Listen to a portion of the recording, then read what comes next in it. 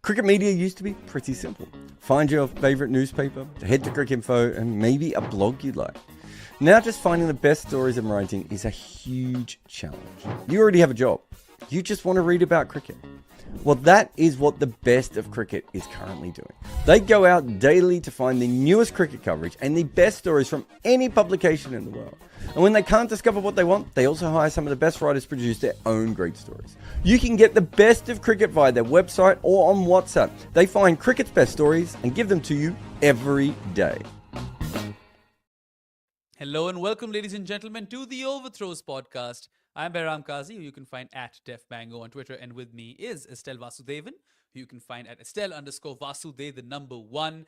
And the topic for today is the recently concluded test series between South Africa and Sri Lanka in South Africa. And Estelle, South Africa did manage to defeat Sri Lanka by 109 runs in the second test in Berha. I think I've gotten that right. But yeah, like Sri Lanka were in with a sniff over there, right? At least at the end of day 3, a few of us thought they might have it in them, but you said that they'll be done, or the game will be done in the first 15 minutes. So you weren't too far off. I didn't say 15 minutes, I said 15 overs. Okay, fair. Anyway, I mean, after watching Sri Lanka play, I think we'll get into it further on in the podcast about the starts they have generally, right? They've struggled early on in games, early on in days, after breaks and such. But it was a great test match, wasn't it? I think, if I'm not mistaken, I saw something on Twitter saying that it was the longest test match this year, a men's test match this year in terms of deliveries bowled. So it was a really interesting game. I thought it kind of seesawed, and there were some good partnerships, good fight backs from both teams. I mean, South Africa were in a bit of trouble later on in their innings, but the tail kind of put up some good partnerships, got them to a good score. Sri Lanka looked like they would take a big first innings lead. South Africa came back. There were a lot of, kind of that seesaw type of thing that we saw. And even going into the last day, Sri Lanka were in with an outside chance of winning the game, right? And that would have made the World Test Championship run also a little more interesting. But to South Africa's credit, I mean, they closed things off pretty early. Yeah, no, absolutely. And it was a tantalizing test in the sense that there were moments in the game where Sri Lanka looked like they could really win this, especially like in the second innings of the test, not Sri Lanka's second innings. I reckon they were like 250 odd for 3, right? That at that moment, you wouldn't have guessed that they're going to buckle entirely in another 50 runs. And I feel like that was a major moment where they kind of lost it. Also, shout out to Shertan KD, Neil Nelson, Arden Shah and Tarun Pratap, who are in the comments section. But what would you say was the turning point in this test, Estelle? I mean, you've got to say it's allowing South Africa to get to 358, isn't it? I mean, you can look at later on in the game, but at one point, South Africa was 6 for 263, 5 for 186, right? And they ended up getting 358 runs. So their last couple of wickets, adding those runs, 8 for 269. So 70 or 80 runs coming from those last 2 wickets, I think was the turning point of the game. I mean, you can talk about later on in the game how things turned around, but I think that was it. And Sri Lanka dropped, I can't look back now and find how many catches. I've got the figures. Dropped. Okay, go for it. I always have my dropped catch counter. So first of all, South Africa dropped more, right? South Africa, basically, there was that Bedingham drop early on, the one that, gave Pathum Nisanka a life. Then Markram dropped 2, and then there was another drop by Verena, whereas Sri Lanka just dropped Bedingham twice, and that didn't cost them much. So it wasn't that bad. I mean, Sri Lanka fielded better than South Africa, I assume. I mean, yeah, but it's also kind of a symptom of things that we saw from the first match as well, right? Like, I mean, if you ask me what is the turning point of this series, I would say that Temba dropped when he was on 1 in that first game. He turns out to be the top scorer of the series and basically rescued South Africa in 3 of the 4 innings that they played, right? Yeah. So 3, or even you could even say 4. He got 4 good innings in, and it all started with being dropped on 1, right? Yeah, so and then also being dismissed off a no ball. Both of those things happened, right? Yeah. So yeah, I still think those catches, it demoralizes the bowling as well, right? Because they see these kind of opportunities go begging. Yeah, Weddingham didn't cash in per se, but it's also something that psychologically takes an effect on the team, right? No, absolutely. And Sri Lanka, if you go back a decade or a bit more than that, were probably the best fielding side in Asia. I was literally talking about this very phenomena in another podcast today that I was doing in at Pro Sports, and it's not the same. You see moments of brilliance, you see some phenomenal catches being taken, but there are a lot more drops, and I feel like that's the case in general in Yeah. international cricket these days because there are more chances created, so we're seeing more drop catches. Yeah. I completely agree with that in that. I mean, you spoke about South Africa's opportunities as well, right? And South Africa were by far the best fielding side or very, very, for a long period, were the best fielding side in the world. Sri Lanka's fielding, I don't know. It's a hot topic in Sri Lanka because, I mean, there's been change of coaches and such. And as it is, you do tend to judge performances based on who's coaching them and stuff like that. But I feel like they've been excellent, and then they've been really bad. I feel like the ground fielding in limited overs cricket has been really good, then suddenly you have a day where they drop like 5 catches. Yeah. So it's not, it's a consistency, I think, that is lacking. Like, and I think in the test team, there is a case to be made that you've got a few older players in there who may not be as agile and as, competent in the field as they were a couple of years ago. Just say it. Say Angelo Matthews. Why are you No, beating around the actually, bush, right? no, actually, it's Dimuth Karunaratne, right? He dropped Yes, Temba in he the has first been. game, and I think he was moved from slip, but he also came back, and the only catch he took, he dropped it and it kind of caught between his legs. So, I mean, I'm just speculating. It could be age, it could be something else, but like, those are all things that you have to factor in when it comes to fielding. But as you said, in general, I think we see a lot more drop catches now, don't we? Yeah, I mean, Karunaratne still has quite a bit of his career left because he wants to get to 10,000 runs and play 100 test matches, so he's not retiring anytime soon. But anyway, let's come to some key performances. And you mentioned Tiny Temba, who was player of the series. I don't think I've ever seen him bat this way in test cricket, such that he's consistently giving good scores, like 70 and 113 in the first test, 78 and 66 in this one. He's someone who unfortunately finds himself as the butt of all jokes many a times. And sure, he enjoyed some good fortune early on, but I mean, honestly, a guy who's played quite a bit of test cricket now and only still has 3 test tons, this is literally the best I've ever seen him bat in the format. Yeah, I mean, we spoke about this in the after the first game as well, right? Like about temperament and cashing in on opportunities, and he did that. So you can't. It's not his fault that he was dropped, and he gave opportunities, but he ended up cashing in on them. And I think that we've always been talking about how you start in a series, and that win that South Africa got in the first game carried them a long way, I think, through this one as well. And that came on the back of his two of his better innings, right? So Yeah. a lot of credit should go to him. He is coming back after an injury, if I'm not mistaken. Yes, So, that's true. making a comeback into the side, leading the side, and as you said, right, he gets a lot of criticism. And I think there's someone on Twitter getting really trolled because before this series, he had been like, Bavuma should sit this one out. So a lot of South African fans going after him. But like, I mean, he, like you said, only 300s, right, in his career. He's been consistent in that he's been getting runs, but not those match-winning kind of performances Yeah. regularly. But you certainly saw that in this series. I remember when he got his first ton, he was celebrated because he became the first black South African batter to score a test ton.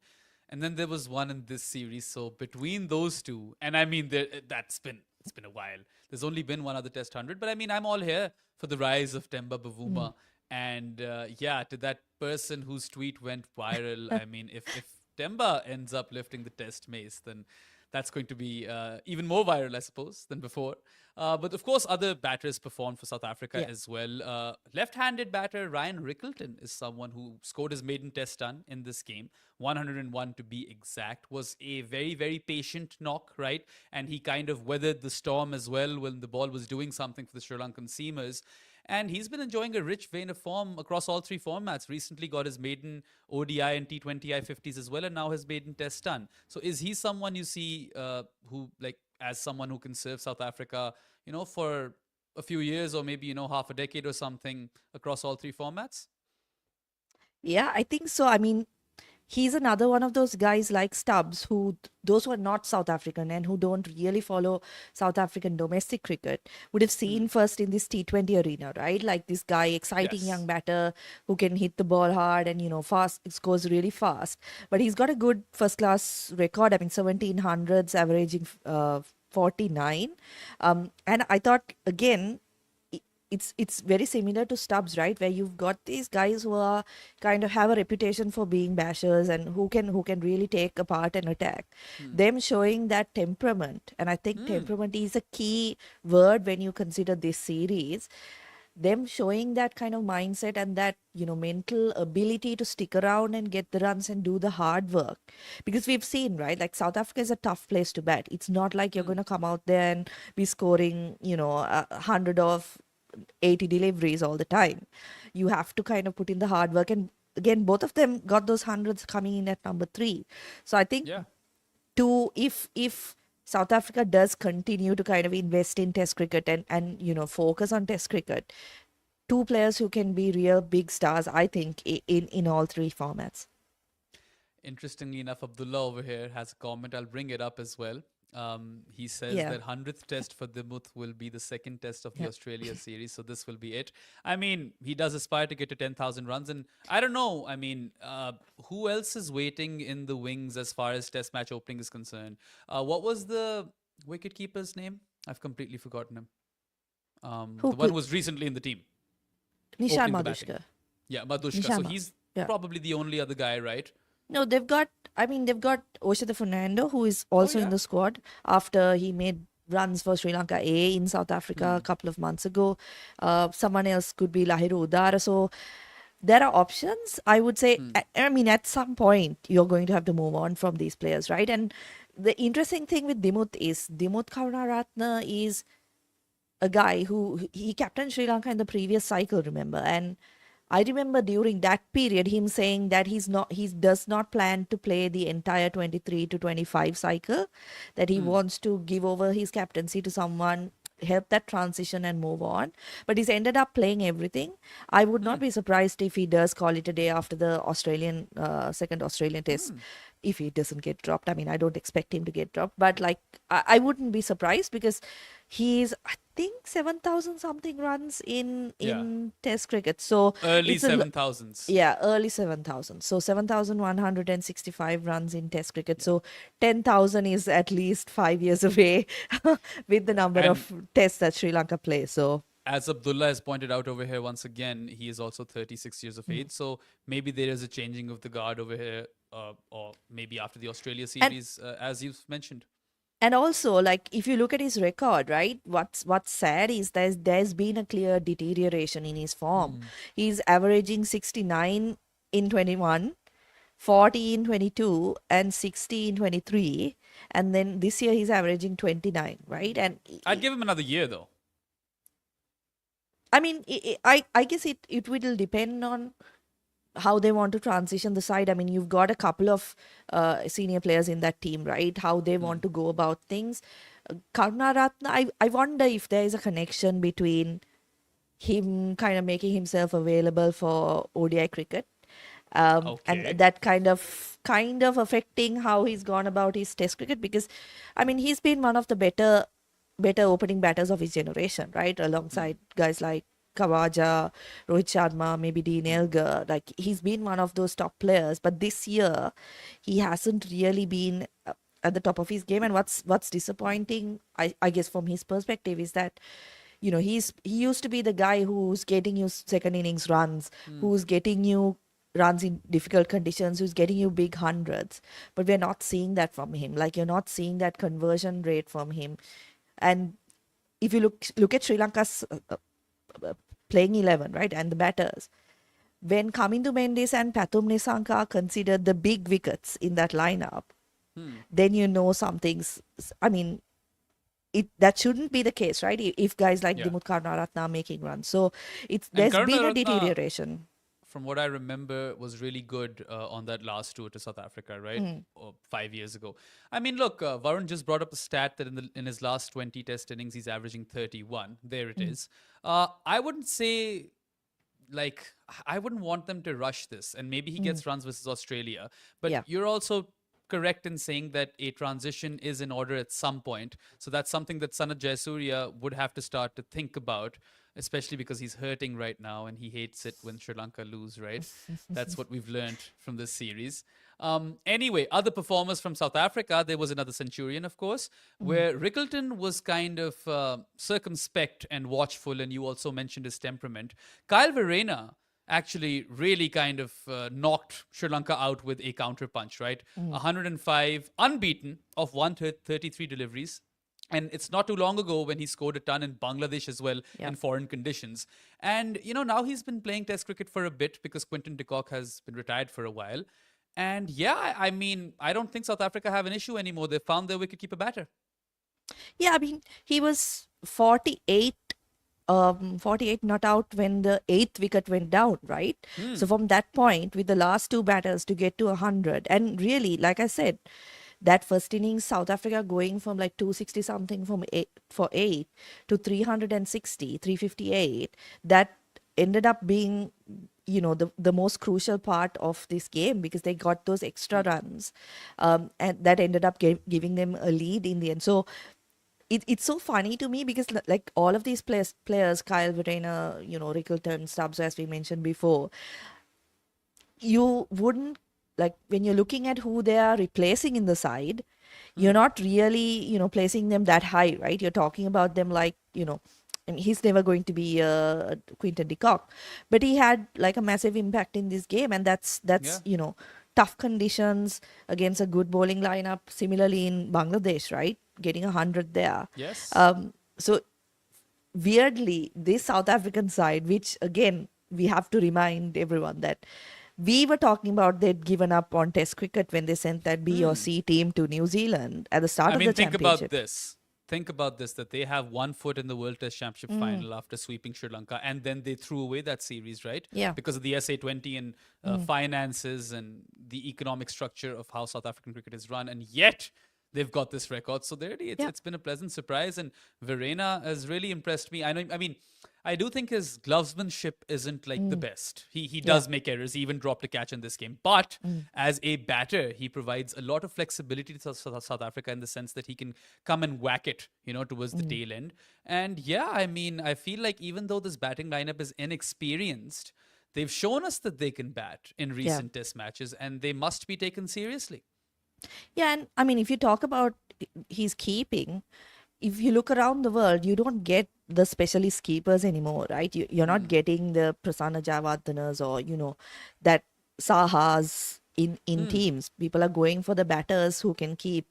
And I thought it, like you said, yeah, not perfect, but he does the job for South Africa.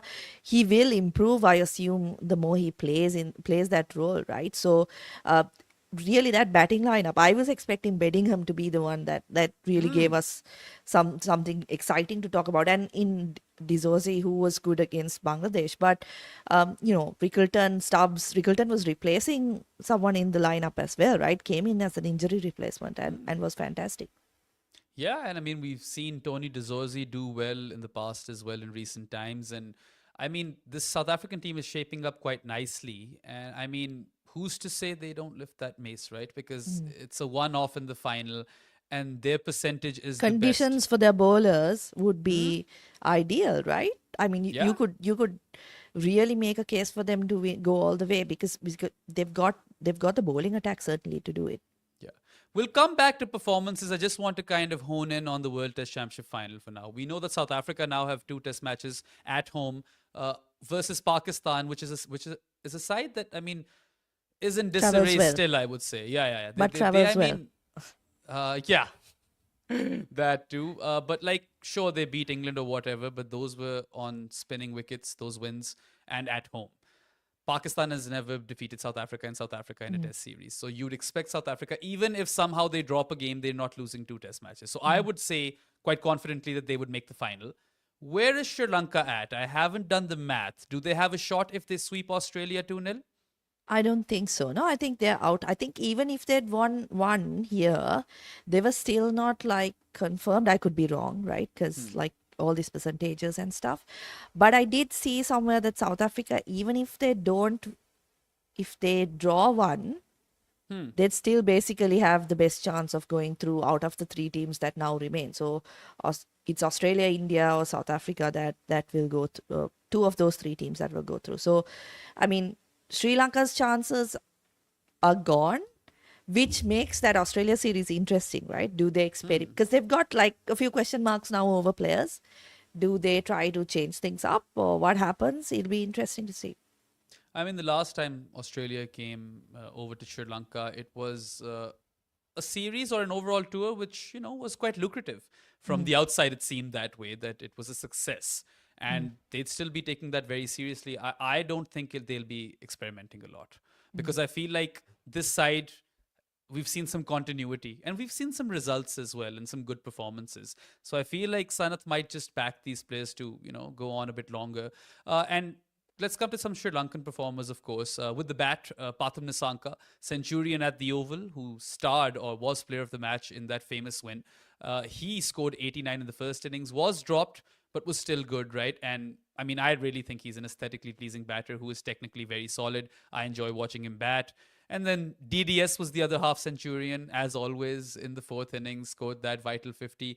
Lots of 40s though. Kusal Mendis, Angelo Matthews, even Kamindu was there and thereabouts, and Chandimal as well. A lot of these batters got starts. None of them could really convert those starts. And, the conditions weren't like conditions where you really had to struggle much, because I know I was watching this and I asked you, I was like, Estelle, they should be good for 300 plus because these conditions don't look too terrifying. Yeah, the conditions were, I think, perfect for test match cricket, right? Because you got that early movement and stuff like that. Then you had like a couple of days where it was good for batting. I think even today, right? If Sri Lanka had managed to survive that first hour, which, I mean, we weren't sure that they would, there were runs to be had. Sure, it was spinning a bit more than it had in the previous days, but I thought a really good surface. The starts, actually, this is a very interesting stat that was brought to my attention by Dominic Machado, who I work with on Murali End, right? I know the Machados. In the last 5 years, against the top 5 teams in the world, so that's Australia, England, India, New Zealand, and South Africa, Sri Lanka have 0 away hundreds, right? Not a single away ton against those 5 countries away from home. And they are the only country to not have, achieved that, right? Their top 7 are averaging 24.32, which is the second lowest. They're only ahead of South Africa, who are averaging 21.08, right? So this conversion rate, this is why what I mentioned with Dimuth Karunaratne as well, is that a lot of starts, a lot of 40s, 50s, even DDS, right? I'm sure Varun can dig up some numbers in terms of his performances. You're seeing a lot of them get to 40s, 50s, 60s and then be dismissed. And if you look at the South African side in this series, they had 400s, right? Yeah. Of those 400s, you have to say the Rickleton and Verena were match-winning ones, right? Maybe the Bavuma and Stubbs ones are more like establishing their dominance because Sri Lanka were bowled out for 42. But 2 of those were at least were match-winning ones.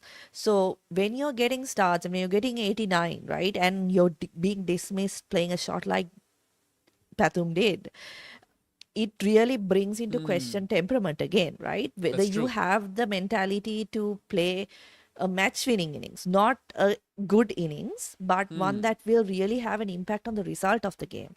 And I think that is a big problem for Sri Lanka. If you look at even the previous game, people will praise players for getting 80s, 90s, putting on a good partnership. I'm sure there'll be a lot of chat, a lot of Instagram stories and stuff about the milestones that players got to. But I think there needs to be that standard set as well. I think Prabath Jayasuriya does kind of push that where, I don't care if you're getting 40, if it's, impactful to the game. If you're getting 40 runs and your team is still behind the 8 ball, it doesn't really make a difference, right? No matter what it adds to your stats. So Yeah. that is one key area they have to look at, because if you look at Kamindu, that's why we were talking about him, like a lot of people were talking about it, because he's getting hundreds. Yes, he looks good when he's playing, but the fact that he's been able to convert those 50s to hundreds were kind of the major talking point, right, in those first 7 or 8 tests. So Pathum, similarly, I think there needs to be that higher standard with him. I would say, though, he's the type of player who has adapted really well to international cricket, in that, Yep. he was this test player when he started, right? And the way he's adapted to limited overs cricket, I have no doubt that he'll be working on how he becomes a better test player. You could even see a difference Yeah. between the first test and the second. But those are the areas I think, we will say 89 is a good knock. He batted well, he looked good. But in terms of the game, it's almost inconsequential, because he didn't put Sri Lanka in a winning position. I think the key point over here is his dismissal, because that was quite loose, for someone who's batting on 89. But he's 26 years of age, so I feel like the best of Pathum Nissanka is still ahead of us. But to that point of starts, right? I've got the scorecard in front of me. You've got Nissanka's 89, Karunaratne 20, Chandamal, Angelo both gone for 44, and Kamindu Mendes gone for 48. Then comes second innings, fourth innings. You've got 32 by Angelo, 35 by Kamindu Mendes, 50 by DDS, and 46 by Kusal Mendes. Throw in Chandimal's 29 as well. So this is a cause for concern, because you've done the hard part. Now it's about cashing in, and not a lot of those guys, or none of those guys, have really been able to do that. You can say Pathum to a certain extent, but to your point, he really should have kind of, been authoritative, in the sense that, if you're set, if the conditions are also something that you've acclimatized yourself to, then you should be looking towards scoring a daddy 100 and putting this game to bed. And that's an area that Sri Lanka need to improve on, for sure. I've got one more batter that I need to talk about from South Africa, right? And I'm really confused when it comes to Aiden Markram, because you look at him and the shots that he has, and the kind of belligerence with which he plays at times. He's very good looking to watch, right? 55 in his second outing in this test match, sure, okay. But he's averaging 35 after 43 test matches. So where does his career stand at this point? Because he's not a youngster anymore. He's a senior player, but 35 is quite low for someone of his standards. Yeah, he's, like you said, he's a kind of a divisive figure, isn't he? Because he hasn't been having a great run in limited overs cricket. Like he's struggled a bit. But in Test cricket, generally, he's kind of been a safe player. But as you said, that record isn't great, right? Like, I mean, you want yes, it's the toughest place to bat, opening the batting, particularly in South Africa. But you also want your opening batters to be getting big runs, right? Yes. And we haven't really seen that from him.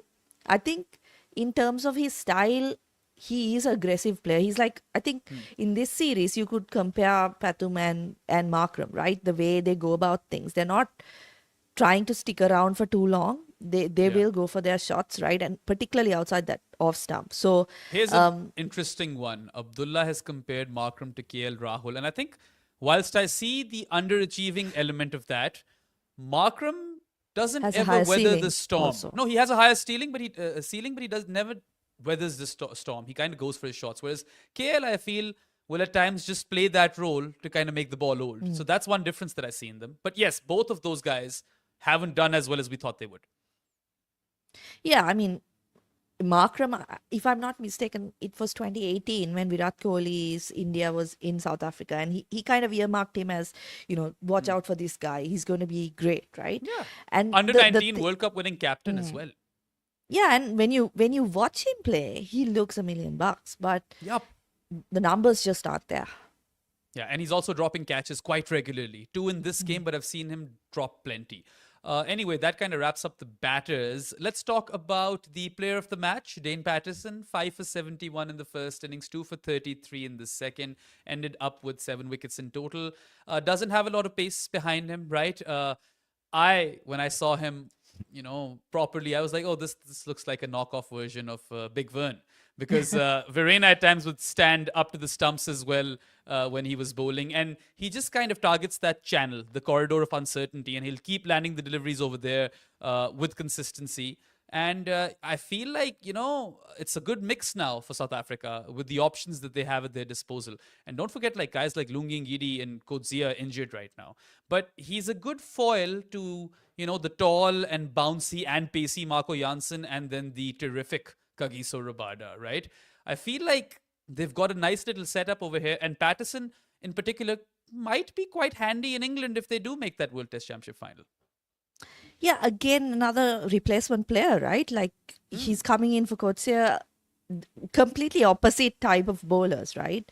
Yeah. Coetzee is like that aggressive, quick bowler, and Patterson is, like you said, very much like Vernon Philander. I thought the conditions also were like very conducive to his type of bowling, and the way he went about things again was just consistent, right? The same thing that brought him success in the first game with Jansen in particular was just keep your lines and lengths consistent and the wickets will come. He was the guy who kind of turned the momentum in South Africa's favor in Sri Lanka's first innings, right? Where he got, I think, 3 wickets in 1 over, and just completely turned things around, because Sri Lanka were at one point looking like they would get a substantial lead in that first innings, and then who knows, the result could have gone the other way. But those key moments, I thought, like you're coming in as a replacement, that when you've got guys like Ngidi, Coetzee injured, that when they're fit, you're gonna lose your spot, right? Throw in Nokia as well. I don't know if he has any ambitions to play Test cricket anymore, but he's an option. And Duan Olivier is also there. They're loaded with fast bowling stocks, honestly. And Patterson is just different to all of them. Yeah. Quite interesting.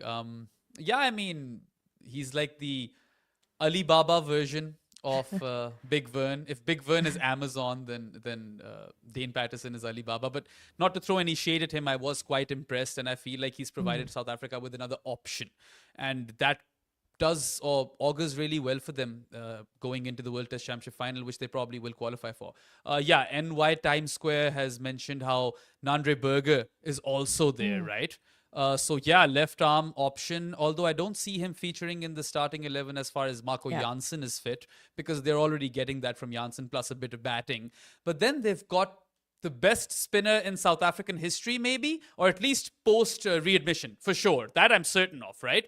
In Keshav Maharaj, who also took 7 wickets in this game, much like Dane Patterson. 2 for 65 in his first dig and 5 for 76 in his second. He was the one who kind of rolled Sri Lanka over this morning. And, well, Maharaj now has 193 wickets in 56 test matches at less than 30, which I think are phenomenal numbers for a spinner, particularly for a spinner who plays their home cricket in South Africa in conditions which now slowly have started to favor spinners a bit, but traditionally that hasn't been the case. Yeah, he's one of those guys who nobody really talks about, right? Even as a limited overs bowler, I think he's very underrated. And if you look at the World Test Championship numbers for spinners, right? He's ninth in terms of wickets, but he's played only 7 games and it's 35 wickets at 19.2. So he's done really, really well, I feel.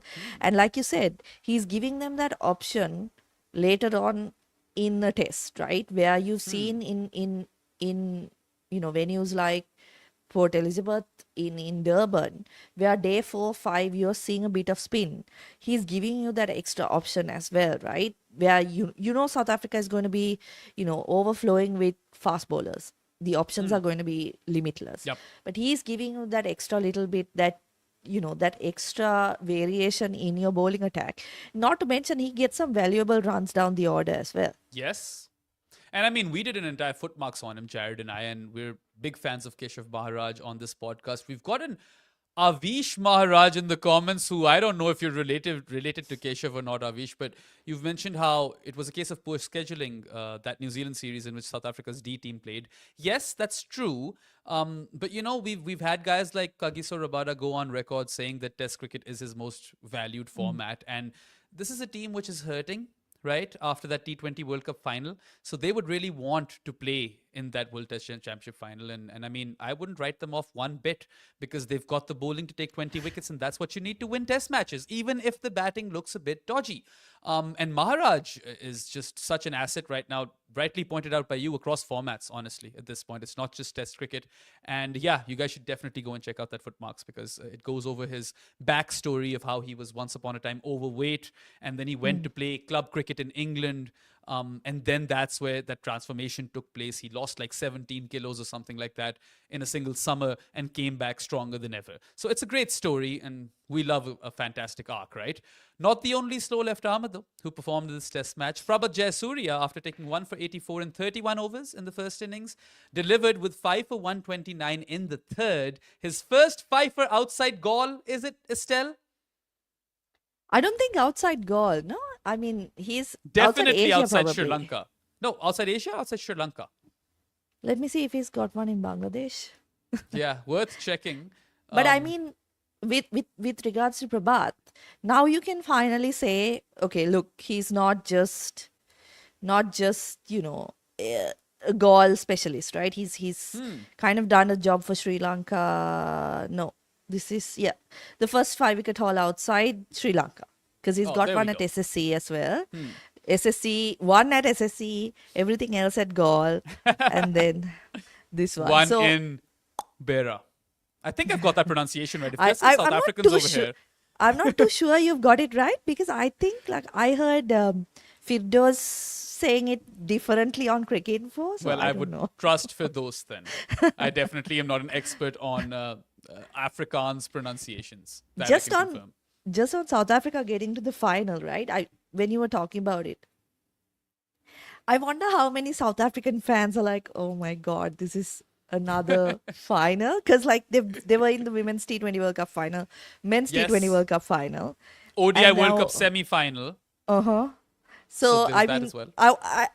I mean, if you are a South African, maybe some of you guys can leave us a comment on how you Yeah. feel about them making the final, because like there's been a lot of pain in the last, I don't know, 20 Yeah. years, 25 In years. their entire existence, post readmission, I would say, because you have to go back to 92, then 99, then '03, even, with Sangha sledging Sean Pollock. What was it? The Duckworth The Lewis. weight of all these expectations. And I don't know how many million supporters, all of that stuff.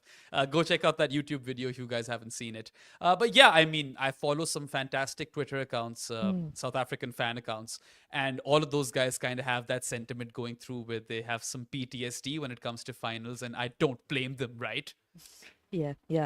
So see, that's the same sentiment that made me tell you that I don't know if Sri Lanka is going to survive 15 overs in the morning, right? Because we've all seen, how they start off things. So South Africa, I mean, let's hope this is their chance. Because what could be better for Test cricket than Test cricket for real fans who aren't thinking about the finances?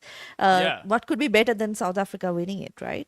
Any non-big three team, really, them winning it would be a great story for sports. So let's see if this time for Africa or not. I certainly would like to see them win something in my lifetime, because I mean, I'm 30 now.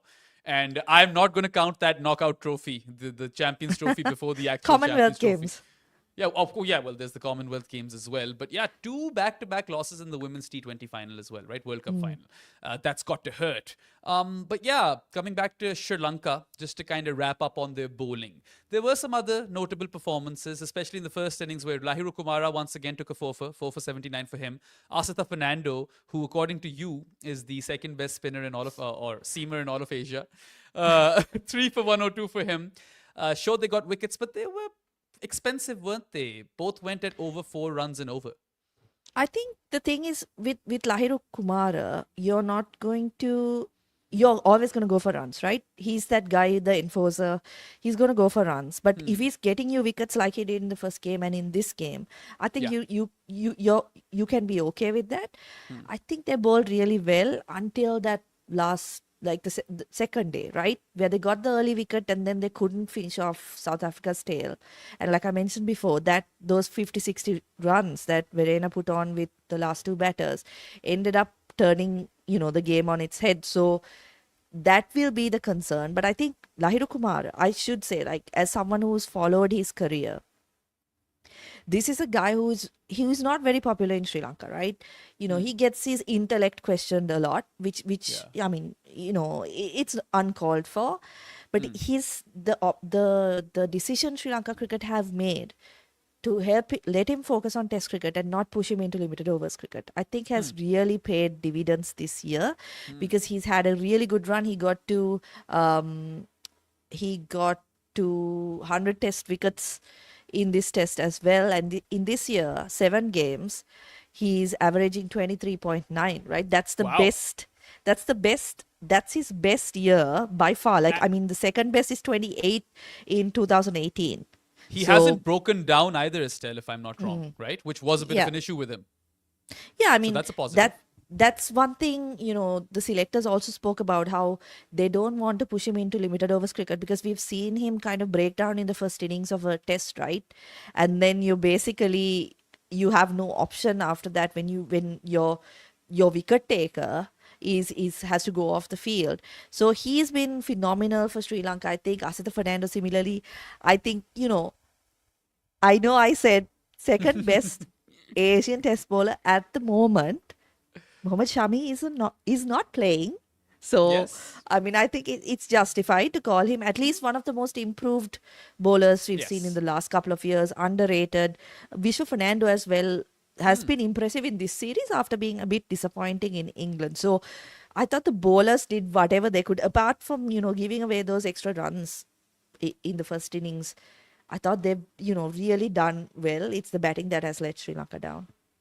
Just a few of the many things that Akib Javed has done in this year was also working with the Sri Lankan fast bowling attack. This is really funny comment by Wilbur Stanley Pienaar, who's saying just making the finals will be a great achievement for the Proteas. Even if we lose the final, just getting to Lords will make us happy. See, that is the sort of attitude you develop after you've lost a lot of finals, right? I can kind of also relate to this, right? Because as someone who was a Pakistan fan growing up, sure, they won a few things, but they also lost a fair few finals, right? Now, of course, it's a lot more objective for me in the sport covering it. But Wilbur, go and try to win it, man. Like, don't be so. Funny story, when yesterday Sri Lanka were 5 down and they needed 150 more runs, and I mean, there were 28 overs till the new ball. So it could have happened, right? It wasn't beyond the realms of possibility. Estelle was like, it'll be over in 15 overs. And I called her pestelimistic. And eventually her pestelimism came through. But I would say that as supporters, you should, I don't know, man, try to reach for the stars and then maybe you land at the moon or something. I don't know. I'm just confused about this one. Because yes, it's an achievement for sure. But then again, when you've gone that far, you kind of want to go the complete distance. And I think if they can, the most important thing is their batters have to stand up, right? Yes. Because they do have the bowling attack to be successful in those conditions. And if we've learned Absolutely. anything from this year of Test cricket, is that anything is possible, right? India blow away Australia in one Test. New Zealand blow away India and then get thrashed by everybody else.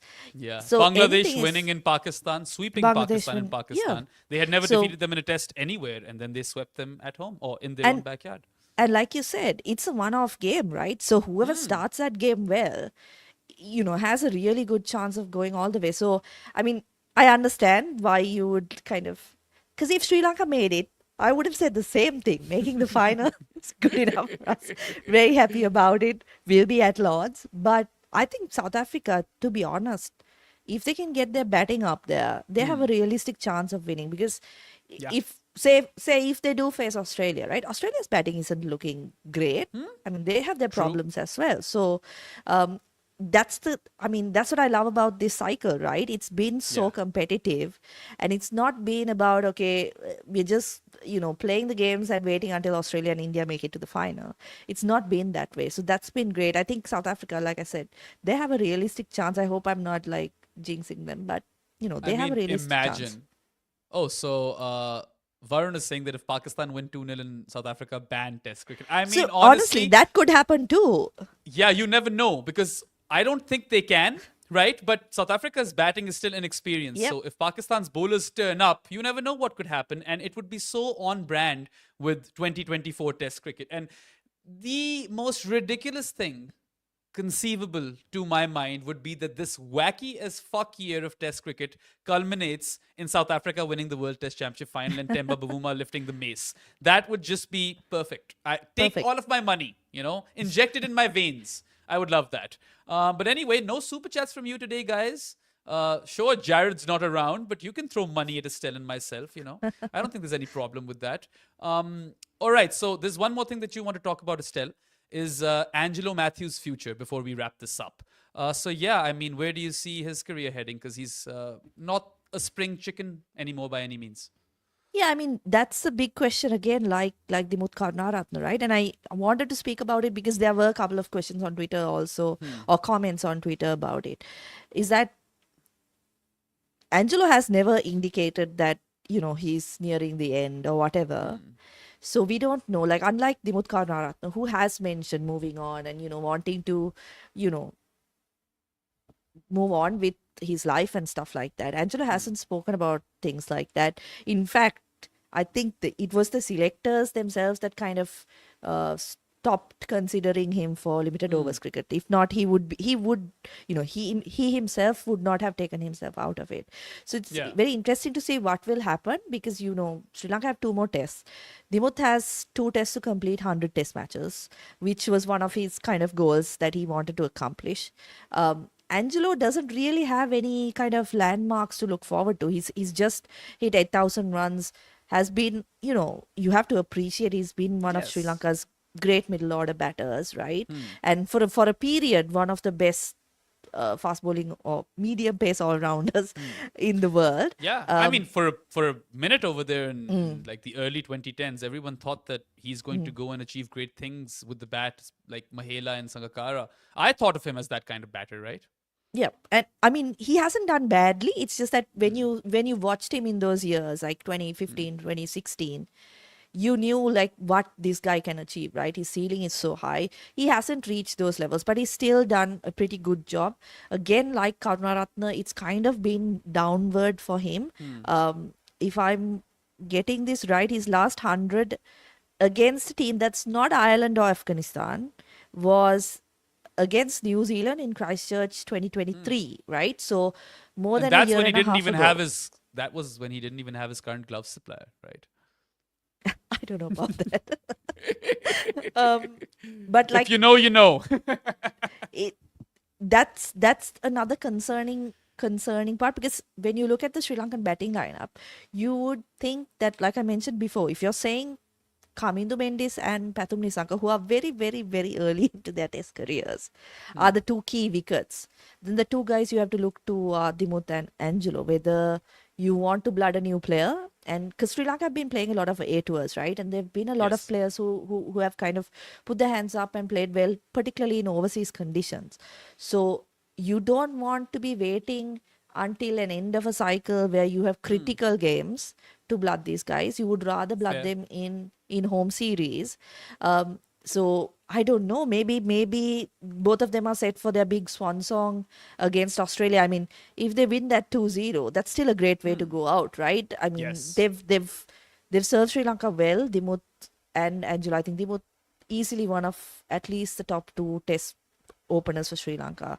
And Angelo's been great as well. So it'd be interesting. I'm very interested to see actually what happens because it's something that he hasn't spoken about. So whether it will come from him or whether the selectors will decide it's time to move on will be interesting to see. Yeah, I mean, Sri Lanka haven't really defeated Australia all too frequently at home. There was one series in the 90s and then there was that 3-0. The one in which Khawaja couldn't buy a run. So those are the only test series that I can remember on the top of my head. So it's still an important one, even if they're out of contention. Yeah, and 1 all in the previous one. So yes, they'll take that series quite seriously. But yeah, I'm keen to see whether or not that is a retirement sort of series for one of those 2, Karunaratne and Angelo Matthews. Maybe both of them. Time will tell, I suppose. But yeah, that kind of wraps up all of our talking points for this podcast. Thank you to everyone who interacted with us in the comments section.